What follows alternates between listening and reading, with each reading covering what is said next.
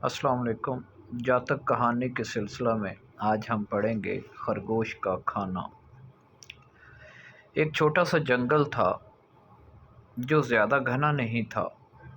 उस जंगल के आसपास एक नदी, एक गांव और एक पहाड़ी थी।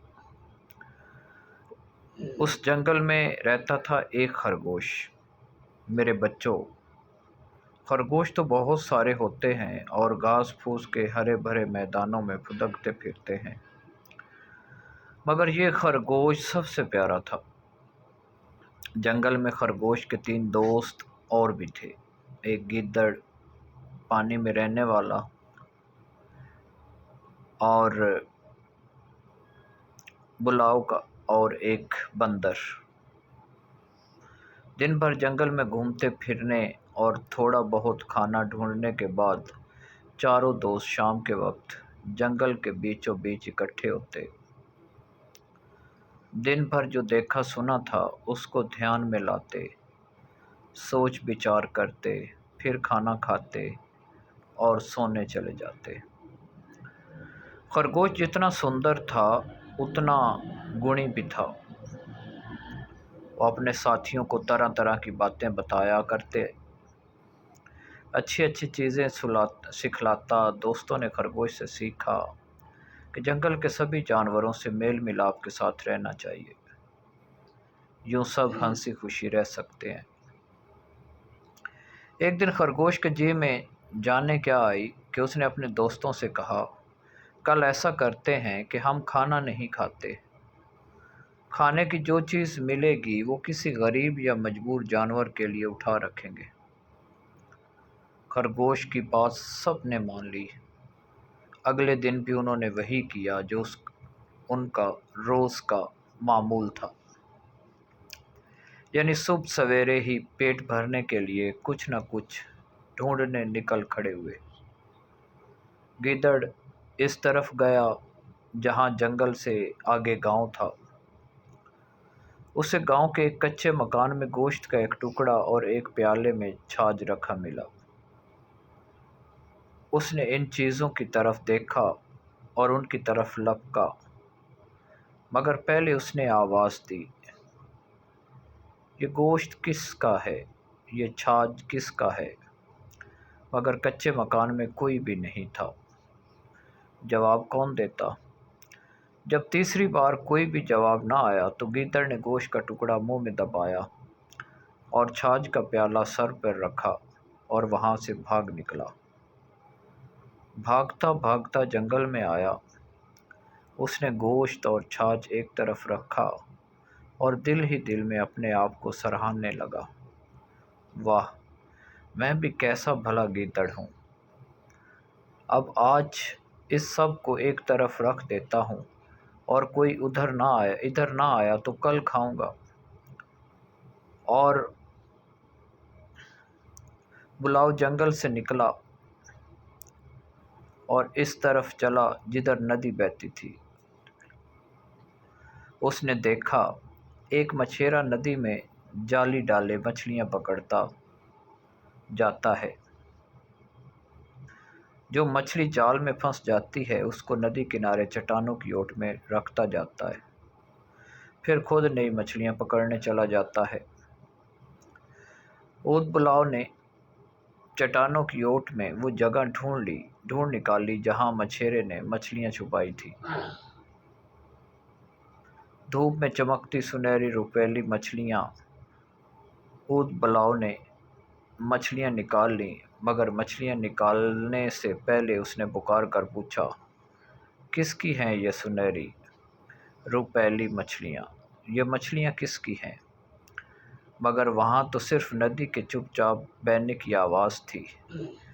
ऊद बुलाव ने एक बार फिर पुकारा, दूसरी बार, फिर तीसरी बार। जब कोई जवाब ना आया तो उसने मछलियाँ उठा लीं और मछलियाँ मुंह में दबाकर जंगल की तरफ भाग आया। जंगल में अपने ठिकाने आकर उसने मछलियाँ एक तरफ डाल दीं और दिल ही दिल में अपने आप को दाद दी, वाह, मैं भी कैसा भला ऊद बुलाव हूँ। अब आज इन मछलियों को एक तरफ रख देता हूँ और कोई इधर ना आया تو شاید کل کھا لوں گا۔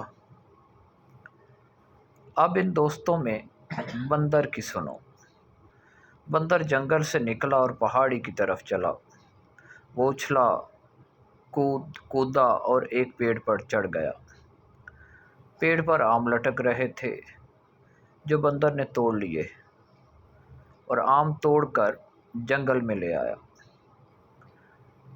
آم اس نے ایک پیڑ کی چھاؤں میں رکھ دیے اور دل ہی دل میں کہہ اٹھا، میری بھی کیا بات ہے، میں بھی کیا اچھا بندر ہوں۔ 3 دوستوں کے ساتھ تو یہ ہوئی، مگر خرگوش کے ساتھ کیا ہوا؟ وہ جنگل کے گھاس میں دبکا رہا اور اس کی چھوٹی چھوٹی آنکھیں اداسی سے بھر گئیں۔ کوئی غریب اور مجبور ادھر سے گزرا تو میں اس کو کھانے کے لیے کیا دے سکوں گا، اس نے سوچا۔ میں اس سے یہ کہوں گا کہ مجھے ہی کھا لے، اس نے سوچا اور دل میں پکا ارادہ کر لیا۔ یہ چاروں دوست اپنے اپنے دل میں یہ نیت کر رہے تھے۔ ان کو پتہ نہیں تھا کہ اس جنگل میں ایک پری رہتی تھی جس کی تتلیوں جیسے پر تھے اور چاندی کی کرنوں جیسے چمکدار بال۔ پری کو رتی رتی خبر رہتی تھی کہ جنگل میں کیا ہو رہا ہے۔ اگر جنگل کی ایک چیونٹی دوسری چیونٹی سے ایک دانہ چرا لیتی تو پری کو خبر ہو جاتی۔ جنگل میں کون کیا سوچ رہا ہے، کس پر کیا بیت رہی ہے، پری کو سب کی خبر ہو جاتی۔ اور اس دن اسے پتہ تھا کہ جنگل کے چاروں دوستوں نے اپنا دن بھر کا کھانا اٹھا رکھا ہے کہ کوئی غریب اور مجبور مل جائے تو کھانا اسے دے دیں گے۔ سو پری نے ایک بوڑھا بھکاری کا روپ دھارا جس کی کمر دوری ہو گئی تھی اور ہاتھ میں لاٹھی تھی۔ بوڑھے بھکاری کا روپ دھارے پری گیدڑ کے پاس گئی اور اس سے یوں کہا، چلتے چلتے اتنے دن ہو گئے لیکن کھانے کو کچھ نہ ملا، اب کھانا تلاش کرنے کی ہمت بھی نہیں رہی، اب مجھے تم ہی کھانے کو کچھ دے دو اے گیدڑ۔ گیدڑ نے سنا تو اس نے بھکاری سے کہا، یہ گوشت لے لو اور چھاچھ کا پیالہ لے لو، میں گاؤں کے ایک کچے مکان سے اٹھا لایا تھا، لیکن اب تم لے لو، میرے پاس تمہیں دینے کے لیے کچھ اور نہیں۔ اچھا یہ میں بعد میں لے لوں گا، بوڑھے بھکاری نے کہا اور وہاں سے آگے بڑھ گیا۔ بوڑھے بھکاری کے روپ میں پری آگے چلی تو اسے اود بلاؤ ملا۔ بھکاری نے اود بلاؤ سے پوچھا، تمہارے پاس کھانے کے لیے کچھ ہے جو مجھے دے سکتے ہو؟ اود بلاؤ نے بھکاری کو دیکھا تو اس سے یوں کہا، یہ مچھلیاں لے لو اے بھکاری اور پیڑوں کی ٹھنڈی چھاؤں میں بیٹھ جاؤ، پھر کبھی اور سہی۔ بھکاری نے اس سے کہا اور جنگل میں چلتا گیا۔ جنگل میں تھوڑی دور چلا ہوگا کہ بھکاری کو بندر ملا۔ بندر سے بھکاری نے کہا، مجھے بھوک لگی ہے، اپنے حصے کے یہ پھل مجھے دے دو، میں تھک گیا ہوں اور بہت بھوکا ہوں، لو یہ سارے آم تم لے لو۔ بندر نے بھکاری سے کہا، یہ تو میں نے تمہارے لیے ہی توڑے تھے، مگر بھکاری نے آموں کو ہاتھ نہ لگایا اور یہ کہتا ہوا آگے بڑھ گیا کہ پھر کبھی سہی۔ بھکاری جنگل میں چلتا چلا گیا یہاں تک کہ اسے خرگوش مل گیا۔ بھکاری نے خرگوش کو دیکھا تو اس سے پوچھا، اے گھاس میں رہنے والے ننھے دوست، ذرا یہ بتاؤ کہ مجھے کھانے کے لیے کیا مل سکتا ہے؟ میں جنگل میں راستہ بھٹک گیا ہوں، گھر سے دور ہوں، بھوکا ہوں۔ خرگوش نے جواب دیا، میرے پاس کھانے کے لیے جو ہے وہ تم کو دیتا ہوں۔ پھر اس نے یوں کہا، جنگل سے تھوڑی سی لکڑیاں اٹھا لو، لکڑیاں جلا لو اور جب آگ بھڑک اٹھے گی تو میں اس جلتی آگ میں کود پڑوں گا، یوں تم کو بھنا ہوا خرگوش کا گوشت مل جائے گا، تو مجھے کھا لینا۔ بھکاری نے ایسا ہی کیا، اس نے لکڑیاں جمع کی اور جادو کے زور سے ان میں آگ بھڑکا دی۔ آگ بھڑکتے دیکھ کر خرگوش اپنی جگہ سے اٹھا اور وہ راضی خوشی اس آگ میں کود پڑا، مگر آگ کے شعلے پانی جتنے ٹھنڈے تھے اور نرم، اس کو آنچ تک نہ آئی۔ خرگوش نے بھکاری سے پوچھا، ایسا کیوں ہے کہ آگ کے شعلے مجھے جلا نہیں رہے؟ ان کی چنگاریاں بھی صبح سویرے کی اوس کی جتنی ٹھنڈی ہیں۔ بوڑھے بھکاری نے اپنا روپ بدل کر اصلی صورت ظاہر کی اور پری کی شکل میں خرگوش کے سامنے آیا۔ اے پیارے خرگوش، پری نے اس سے کہا، میں اصل میں پری ہوں، یہ آگ اصلی نہیں ہے، یہ تمہارا امتحان تھا۔ اے نیک دل خرگوش، تمہاری یہ نیکی رائے گاہ نہیں جائے گی اور ساری دنیا اس کو جان لے گی۔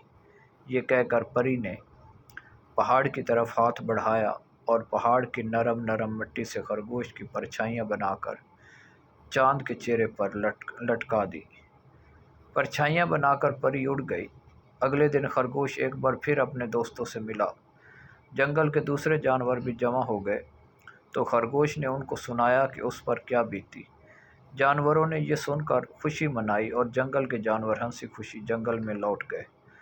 رات کے وقت چاند نکلتا ہے تو سارے جانور نیک دل خرگوش کی پرچھائی اس میں دیکھ لیتے ہیں۔